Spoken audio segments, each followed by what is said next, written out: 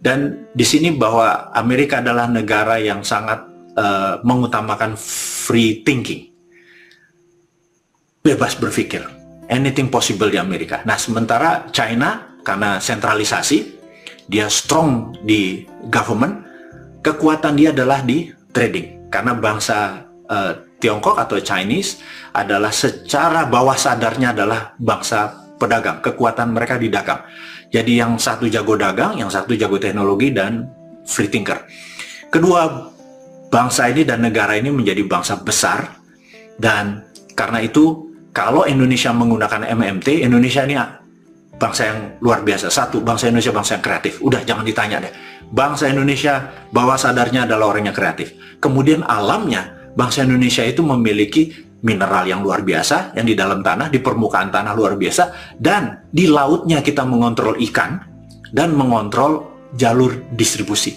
4 kekuatan geografi ini harusnya menjadi strength ya bangsa Indonesia, di mana kalau nanti new mind berkuasa, lihat, tidak pakai apa yang old mind lakukan, ditambah MMT dengan kemampuan printing money, zero interest. Anda tahu ya, MMT nanti Anda akan menjadi zero interest.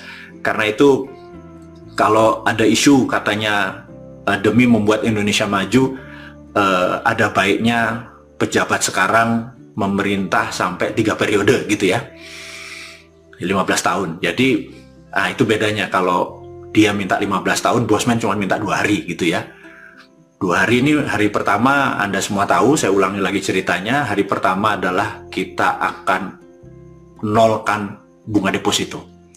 Begitu bunga depositonya nol, maka ada 5.600 triliun keluar dari bank tersebut. Kalau Anda punya 1 triliun rekeningnya, katakanlah, yang setiap tahun Anda dapat 50 miliar duduk-duduk manis, pamer-pamer di IG tentang kekayaan Anda, mendadak Anda jadi nol, nggak punya income, karena memang Tina ya, there is no alternative. Nggak ada alternatif lain kecuali bunganya kita nolkan. Akhirnya uang itu dikeluarkan. Kalau Anda keluar itu ke luar negeri, Anda kena penjara 10 tahun, namanya flight capital. Ini new mind nanti pasti akan lakukan. Akhirnya uang itu akan menjadi proyek, akan menjadi underlying bisnis di Indonesia. Muter dalam 1 malam itu muter, tumbuh tanpa perlu duitnya Tiongkok, tanpa perlu IMF, tanpa perlu minjem, tanpa perlu menteri yang sangat pintar-pintar. Ekonomi langsung tumbuh dalam 1 malam. Dan apa yang terjadi habis salat itu? Ya marah. Ya hari ketiga bosmannya ditembak gitu ya, mati. Ya sudah. Tapi 2 hari itu akan membuat semua orang tercerahkan, membuat orang keluar dari solusinya. Ya nanti penggantinya ya langsung menjalankan metode strategi new mind ini.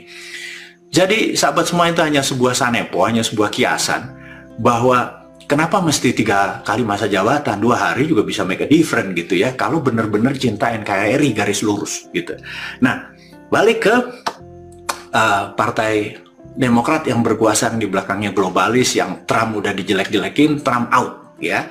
Gak apa-apa, saya memang pembela Trump. Saya tidak pernah membilang bahwa Trump akan menang, tapi saya on Trump side karena Trump adalah patriotis, nasionalis secara karakternya, bukan asshole-nya dia secara individu. Sekali lagi, harus Anda bedakan ini semua.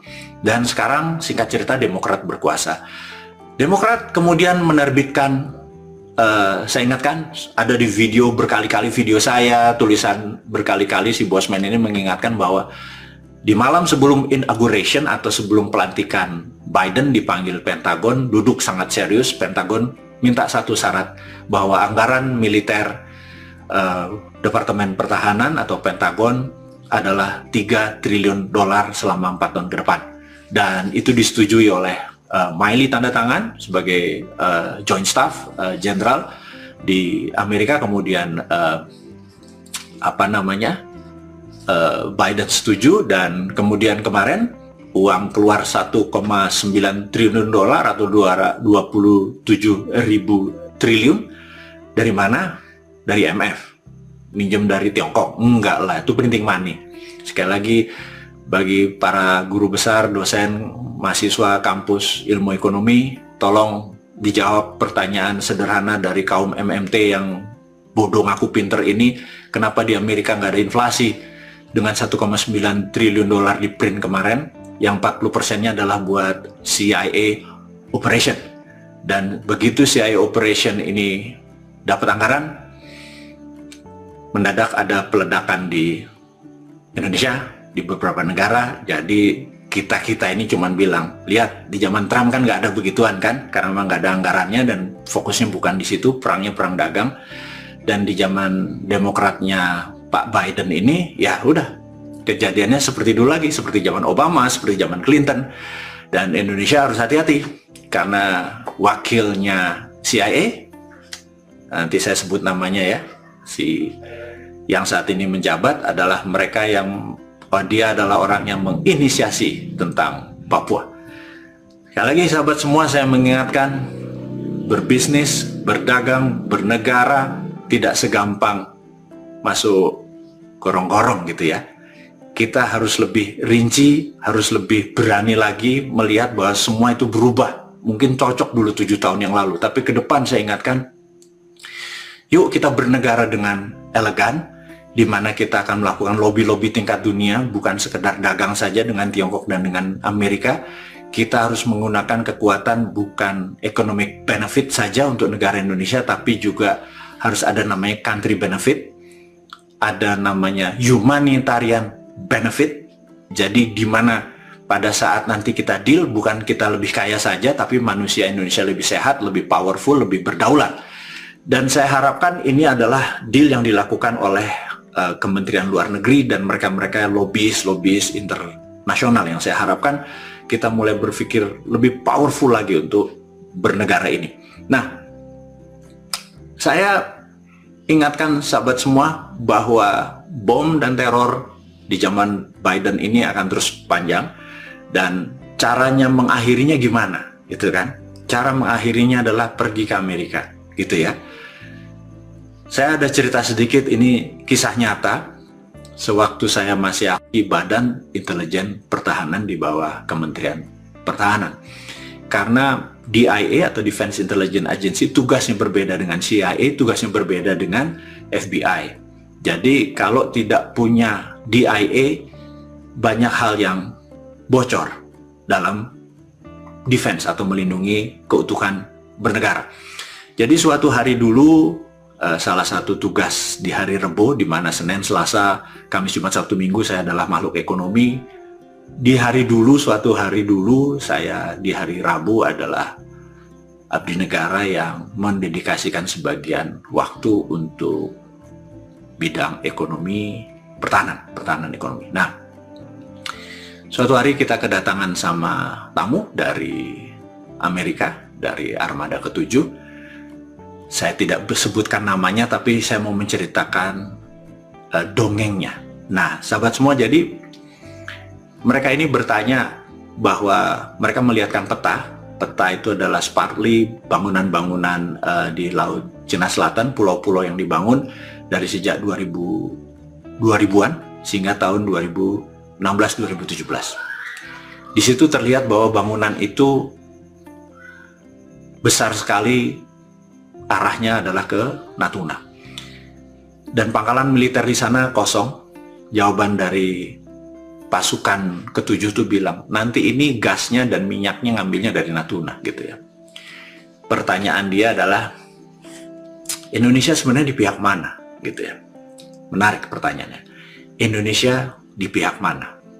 Nah, saya bersama 6 senior, mereka-mereka yang sudah berpengalaman puluhan tahun di dunia pertahanan ini, saya cukup agak shock dengan pertanyaan dari pihak Armada ke-7 ini. Ternyata Indonesia sebenarnya dikaruniai orang-orang pintar, karena ke-6 orang senior tadi menjawab sangat diplomatis. Jawaban dia adalah, kami all along, dari dulu berada di pihak Amerika, tetapi kenapa sih Amerika ngacak-ngacak Indonesia dengan teroris, dengan act of terror? Kalimat itu cukup mensekat mereka, bahwa Amerika ini kalau kita mau bersama-sama kok sering ngacak-ngacak Indonesia sih, gitu ya. Dan jawaban dia, oh enggak, kami jawabannya agak sedikit diplomatis, tapi kita tahu bahwa dia nggak siap dengan pertanyaan tersebut, gitu ya. Terus ada satu lemparan dari saya adalah, wah, enakan sama Tiongkok, karena Tiongkok kalau kita minta portfolio keuangan langsung turun. Zaman dia, wah nggak bisa, Amerika itu swastanya independen, negara nggak bisa atur. Saya bilang, nggak gitu. Amerika itu sewaktu mengambil Libya, mengambil Afghanistan, mengambil Irak, segala macam, militer dulu, habis itu swasta masuk ke sana dan panen akbar, itu perampokan, kita bilang itu. Itu artinya swasta dikendalikan oleh negara juga, dan negara di garis depannya.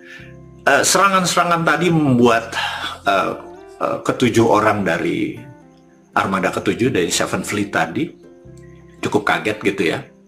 Dan saya merasa pelajaran yang paling berharga pada saat itu, ternyata Indonesia dikelilingi oleh orang-orang yang powerful, dan begitu di dalam meja sidang itu ternyata sangar juga gitu ya. Dan saya sampai sekarang masih sama mereka karena dia mentor-mentor saya, udah hampir 18 tahun kami bersama-sama. To make story short, mereka akhirnya pamit pulang, dan begitu salaman terakhir adalah, kami sudah datang ke seluruh negara ASEAN, belum pernah kami berhadapan dengan orang-orang powerful seperti Anda. So kami understand posisi Indonesia. Dia menyulurkan tangannya kepada petinggi yang di Indonesia dengan pertanyaan sangat sederhana.